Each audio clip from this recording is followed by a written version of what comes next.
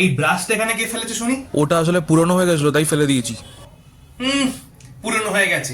পুরনো হয়ে গেছে তো কি হয়েছে? এই ব্রাশটা এখন কত কাজে লাগবে তুই জানিস? তোর বাবা চুলে রং করতে কাজে লাগবে। যদি তোর বাবার কাজে না লাগে তাহলে আমি পায়ে আলতা পরে নেবো এটা দিয়ে। তোর প্লাস্টিক লাগবে বলছিলি, দেখ এটা হবে কিনা। হ্যাঁ হবে।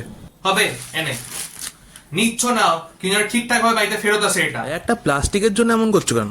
তুমি তার কি বুঝবে? কত বছর ধরে আমি এগুলো জমিয়েছি তুই জানিস কত কাজে লাগে। আজকে জমিয়েছিলাম বলি তো পেলি দরকারের সময়।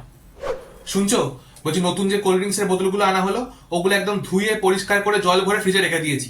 আর পুরোনো যেগুলো কালো হয়ে গেছিল ওগুলো কোনায় গুজে রেখেছি। তুমি পরে একবার ওই ওপর থেকে ওই বস্তাটা বার করে ওর মধ্যে ওগুলো পুড়ে রাখবে।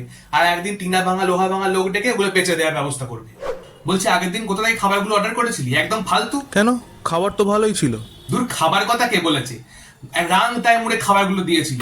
অন্যান্য সময় অন্যান্য দোকানের লোকগুলো কত সুন্দর সাদা কালো কৌটোর মধ্যে খাবারগুলো দেয়, কত কাজে লাগে আমার কৌটোগুলো। কিন্তু এ একদম নিবি না দোকান থেকে, বাজে দোকান। মা, শ্যাম্পু শেষ হয়ে গেছে। কৌটোটা খুলে একটু জল ঢেলে ভালো করে ঝাঁকিয়ে নে, দেখবি আজকের মতো কাজ হয়ে গেছে।